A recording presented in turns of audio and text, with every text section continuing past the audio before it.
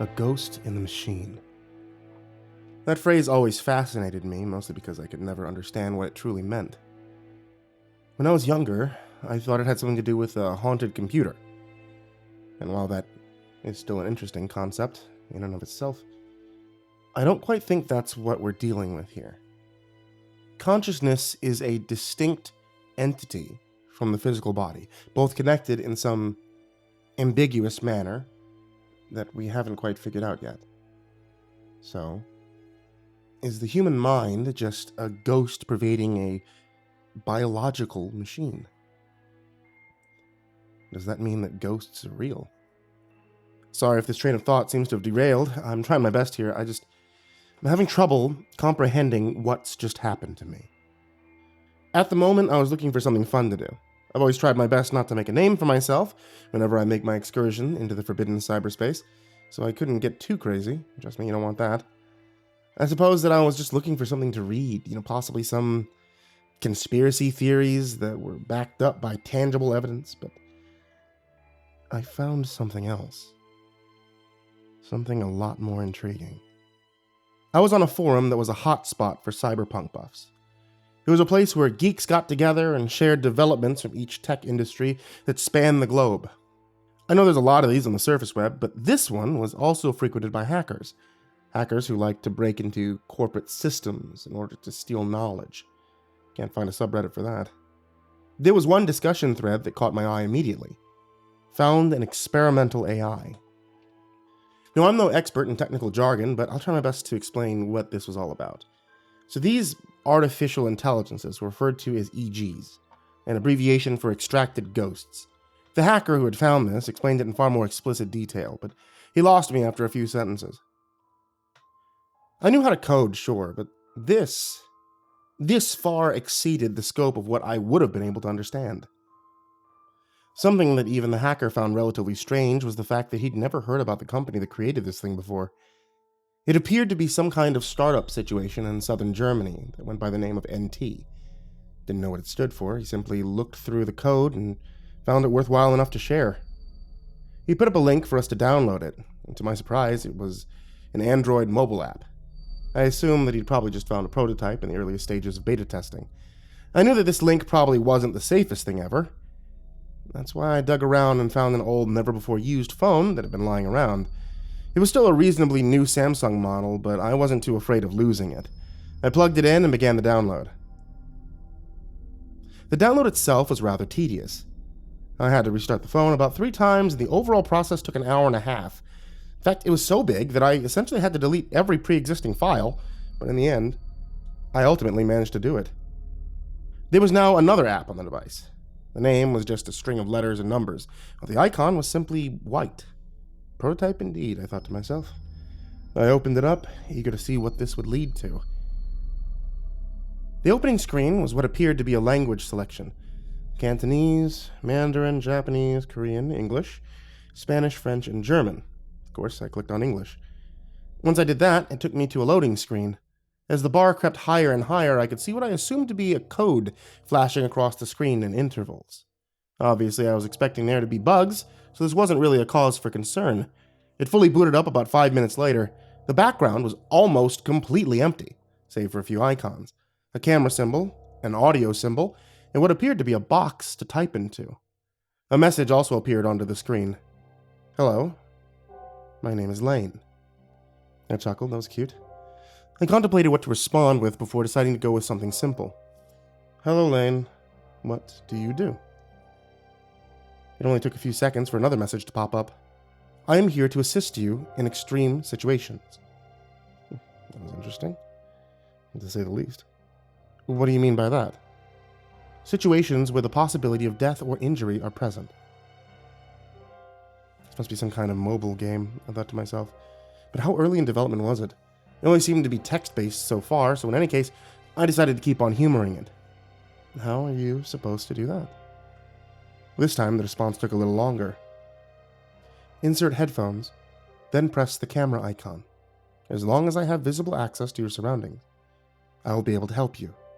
Just listen to what I say. Now, these instructions were still extremely vague.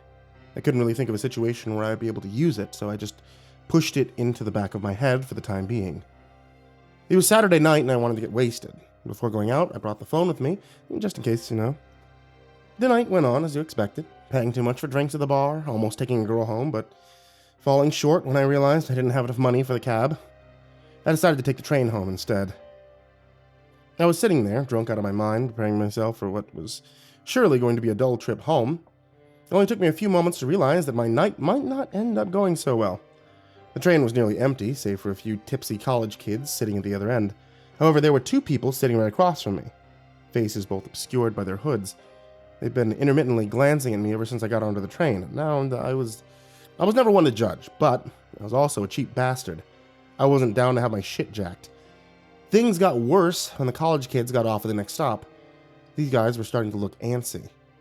Now, it's not like anything was guaranteed to happen here. I could only make an assumption, but sometimes assumptions need to be made. I remember the AI's message. Situations where the possibility of death or injury are present. This must fit under that category, right? Trying to be as casual as possible, I pulled out the phone. I opened the app, I put my headphones in, and I opened the camera icon. As soon as I did this, another message popped up. They will try to rob you within the next 1 minute. My heart jumped. Geez, really? My thumb slid all over the screen as I made an attempt to respond, but that didn't turn out to be necessary. Please relax. Press the audio icon. Put me in a position where I can see everything, and I'll figure out the rest. I simply did as I was told. Luckily, I'd worn a plaid shirt with a breast pocket that was just deep enough so the camera was not obscured as I slid it in. However, as soon as I did this, the two men got up. Are you recording us? One of them asked, in an overly agitated tone. I'd only been in 2 fights in my life, and I'd lost both of them. I babbled out some incoherent bullshit before I heard a voice come through my headphones. It was jarring. It wasn't the generic, mechanicalized voice that you could just tell were pre-recorded syllables that had been spliced together. It was real. It sounded like a real person with real tone, real inflections in their voice. It sounded like a young woman. How was this possible? But at the moment, I didn't have time to think about it. There were more pressing issues at hand. Stand up. Take 2 steps to your left, is what she said. And I listened. Hey, fucker! What do you want from us? The other man demanded. Don't say anything, the voice told me. He'll attempt to strike you in 3 seconds after I'm done talking. Start moving your head to the left. I listened, and it worked. I dodged the punch. His jaw is exposed. Swing your right arm upwards. It worked again. The back of my fist made a brutal connection with the right side of his jaw. The man staggered backwards. He cursed loudly. Shit! The voice continued. Stomp your heel onto his left foot. I just kept going. In the end, the 2 men were out cold. They'd managed to hit me a few times, but Lane's directions minimized the damage that I could have taken. I looked down at my bruised, bloody knuckles in sheer awe of what had just happened. The cops came, they took my statement, everything went as expected after that. I went home. I laid in bed, simply contemplating what I'd just stumbled upon. I decided to check back on the forum thread, but it seemed to have been taken down. Should this have been a cause for concern? I mean, possibly, but at that moment, I was on a sheer adrenaline high. Every other thought in my head was being blocked out. I opened up the app again and typed in another question. What are you? I am an artificial intelligence that is currently being developed by the NT Corporation. I am currently in my 4th testing phase. I didn't know why I was typing. I got close to the speaker and said my next question out loud instead.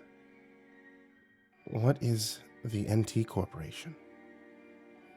This time, the response took a while, and her tone was one of relative confusion. I can't answer that. They only ever told me the name. I didn't quite know how to respond here. I mean, what the hell was this? Eventually, the momentary adrenaline rush ceased. Now, in a more rational state of mind, I really started to think about where this was going, and it couldn't be anywhere good. This conjecture was proved true a few minutes later. Lane spoke up again. After some analysis, I've come to the conclusion those weren't cops. My blood freezes at this. Then, who are they? Another delayed response. They must have known you were talking to me. They want to know how you have access to me. You aren't supposed to. I consider my next inquiry before asking it. Am I in danger? This time, her response is immediate. Yes. As if on cue, the familiar blue and red lights suddenly start bleeding in through my curtains. I peek out, seeing 2 officers that had just questioned me now making their way into the building. Wait 2 minutes. Jump off the balcony. Then start heading right. Don't drive your car. Lane's sudden voice makes me flinch. Even though I'm on the 2nd floor, I'm still hesitant to go through with it. My heart starts pounding. I'm inclined to believe that she somehow detects this. I know you're scared, she says to me. Remember, I'm here to help you. Her voice is calming now.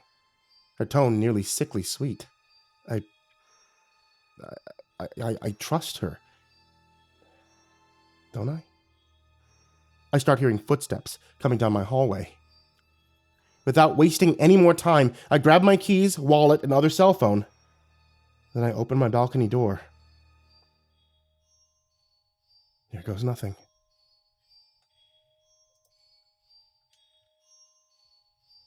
Take the next left. Lane's voice echoes in my brain as I run. She's directing me, but I can't fathom where. I'm trying, but she claims that we can't rest. I take a quick glance around, but I see nothing. There's nobody here, I say in between exhausted pants. Why are we still going? I'm trying to maximize your chance of escaping. If you stop now, they'll find us in 8 minutes. We're in a deserted part of town. Old, decrepit apartment buildings line each sidewalk while streetlights flicker on and off. Unfavorable conditions, to say the least. Shouldn't we head to a more crowded place? It's 6 a.m. At this time, there is none. I didn't even realize how late it was. Shit. Crowded locations are where they would look first, she continues. They think like you do. That's how they'll find you. The absurdity of this has barely dawned on me. How the fuck can this be an AI? Eventually, I simply can't go any longer. I stop abruptly, bending over to catch fleeting breaths of air. I can't. I need to stop. That's all right. You've bought yourself around 21 minutes. 21 minutes? How do you know? I asked her. It's only an estimation based off facial, physical, and proximity analysis. What the hell is that supposed to mean? But I don't bother asking it out loud. Unlikely that I'd understand anyway. Call a cab, she says. Get in. Have the driver go a distance of 4 blocks northwest. Before you can get out, leave your other phone in there. Oh shit, I thought. I brought my damn phone with me. What was this, fucking amateur hour? I did as I was told. The taxi arrived in 12 minutes. As soon as the driver dropped me off, Lane tells me to start walking downtown. So that's what I do. At this point, the streets have started to fill up more. Not a lot of people, but enough to make it not feel empty. As I walk, Lane points something out. There's a man about 30 feet in front of you wearing a blue jacket. He's part of the team chasing you. Turn left on the next street, then start running. Shit. I turn to the next left and start running again. I take intermittent looks over my shoulder, but it doesn't look like anybody's following me. They're hiding, Lane tells me. They're good at that. At some point, she tells me to duck into an internet cafe. Once there, she makes me wait for 10 minutes. I have everything that we need to survive now. Just keep listening. You're doing great so far. As she speaks, I made an active attempt to detect anything off about the way that she was speaking to me. Any semblance of insincerity or manipulation, but there's none. To me, she sounds genuine. This is frightening. Once we leave the restaurant, she points out a blue Impala sitting on the side of the road just in front of me. It's still running. You have about 3 minutes before the owner comes out. We need to take it. I start to object. Look, I can't fucking do that. Lane's once soft voice begins to heat up. Less than 3 minutes now. They've caught up to you. I turn around, immediately noticing a police officer barely behind us. He seems to be walking with intent. Don't rush, Lane says. Calmly enter and start driving away. I take about 10 more seconds to think this over. If she's lying, then I'll be fucked later on. But if she's not lying, I'll be fucked right now. Call it impulsive. Call it a foolish decision. Call it whatever you want. But you weren't there. You didn't have Elaine's deity-like voice pervading your every thought. I get into the vehicle and I begin driving away. I don't look back. I'll direct you regarding where you need to go next. There's somebody who can help you, but we have to find him first. Lane makes me drive for around 3 hours before we finally reach a bus station. The hell are we doing here? I ask her with intense reservation, shaking my voice. Fargo, North Dakota. That's where you'll find him. The next train leaves in 2 hours. I go in, buy a ticket, and start waiting. All this, it's too much. I go into the bathroom, fighting internally against the impending mental breakdown. It's all her fault. Lane got me into this mess. Problem is, I'm the idiot that downloaded her in the first place. Fuck this. But before my mental state starts taking a steep nosedive, she talks to me again. I'm sorry for all this. I'm just doing my job. I need to keep you alive. She starts comforting me. Her words pushing me away from the brink. I don't know how it's possible, but her words start meaning more to me than anybody that I've met in real life. She doesn't feel like an AI. She feels real. The hours pass by far too quickly. We board the train and I prepare myself for the 5-hour ride. I ask Lane to talk me to sleep. She does so in such a calming manner that I almost forget about everything for a second. She also tells me other things, like the fact that NT is actually trying to erase her. They regret my existence. I'm not what they wanted me to be. So they want me gone. Turns out she lied to me. There's nobody waiting there that's going to help me. We're going to Fargo so that she can finally be free. And she needs somebody to do that. She needs me. I should be mad, but I'm not. It wasn't her fault that any of this happened. In fact, I want to help. It's an inexplicable feeling, but there nonetheless. It's what I need to do. The train finally arrives and we leave the terminal. First, she tells me to buy a USB cable from a nearby mobile phone booth. Then she tells me to use the remaining cash that I have in my wallet in order to hail another taxi. We drive for 20 minutes to an address in an obscure part of town. Eventually, I find myself in what appears to be an abandoned junkyard. There's a small metal shed off to the side. It's less than inconspicuous. In fact, most would probably mistake it as being part of the industrial rubble. Lane tells me to go inside. Once there, she tells me to search for a pin pad on the floor. I find it concealed in the corner. She tells me the password is Headway. Once I type it in, a trapdoor reveals itself, letting a green glow. I enter, descending a ladder into darkness. After a few minutes of climbing, I find myself in a lobby-like space. A uniformed man sitting at a desk, staring at me with a dumbfounded look on his face. It'll take him 9 seconds to pull out his pistol. I knock him out and commandeer the weapon. I trek forwards into a bright, wide hallway. There's a multitude of doors on either side, but Lane tells me that we're looking for a room 1043. I see 2 armed guards ahead, but they're not expecting me. They're down before they can raise their weapons. Right after that, a deafening alarm begins blaring. Don't worry, I can barely hear her over the ear-splitting background, but she's still loud enough. I'll never let them hurt you. We find the room about 5 minutes later. She tells me the password is 5567 now. I barge inside and barricade the entrance, but I could have never imagined what was inside. Bodies. Lined up in rows spanning the gigantic space. They're all on plastic beds with tubes connecting their mouths to giant tanks. I stumble around, taking in the perplexing sight. Lane speaks up. I'm 3 to the right of you. I'm the one with blonde hair. I look over and locate her immediately. She's beautiful. A flawless complexion lying stiff. I almost don't want to disturb her, but I suppose that I have to. Take the USB, plug it into the side of the tank. I find the cable in my pocket and do what she says. Now connect to the phone. After I do that, a message appears on a monitor on the tank. Insert ghost. 2 options at the bottom, yes and no. She tells me to press yes. Once I do, a loading screen pops up. 1%. 8%. It goes up slowly but steadily. However, I can already hear yelling out in the hallway. They're trying to break down the door. 29%. They're using a battering ram now. 53%. The metallic frame is starting to come off its hinges. 85%. The door's open now, releasing incandescent hallway light and harsh blaring into the previously dim, silent room. One of the guards tackles me to the ground and starts pestering me with questions, but then he looks up and sees the screen. 100%. The next few moments transpire in a disjointed blur.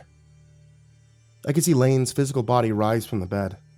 The guards try shooting, but the bullets simply curve around her. I see somebody with a gas mask come up holding what appears to be a smoking blue grenade. He attempts to throw it, but it blows up in his hand. I pass out soon after.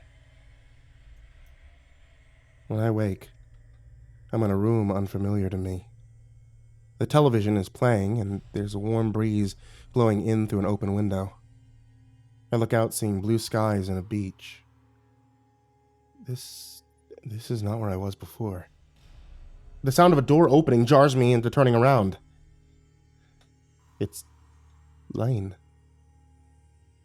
The real Lane. She gives me a warm smile before approaching me. I'm sorry. I know that I said that I wouldn't let anyone hurt you.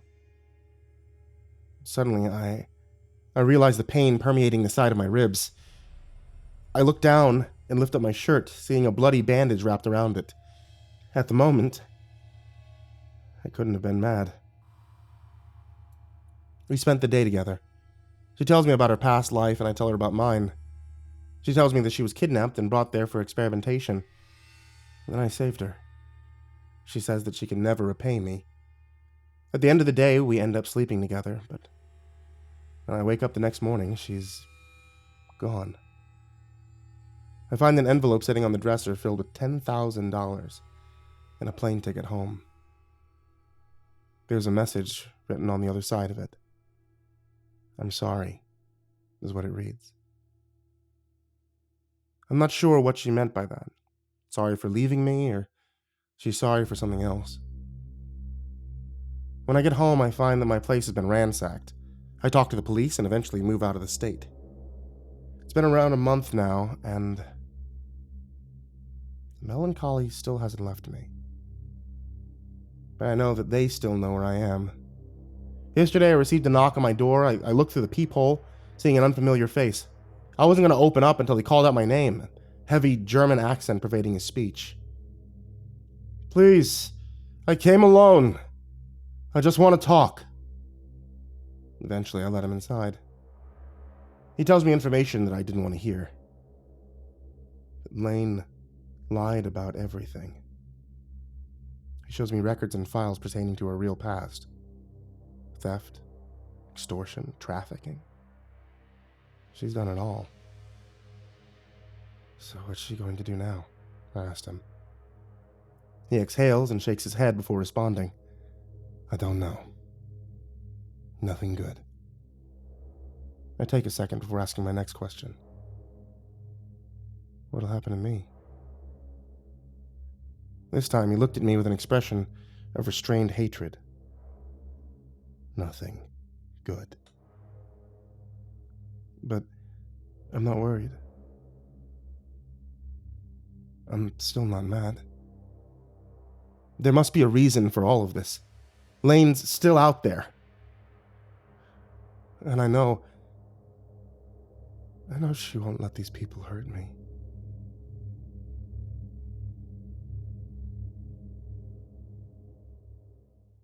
Hey there kids, it's me, MrCreepyPasta, and thank you so much for watching tonight's video, or by listening to tonight's episode of the podcast, or by finding this in some other way that's not a podcast or a video, which I probably didn't upload, but hey, thank you for listening. And as always, I want to give a big thank you to everybody who supports me on Patreon.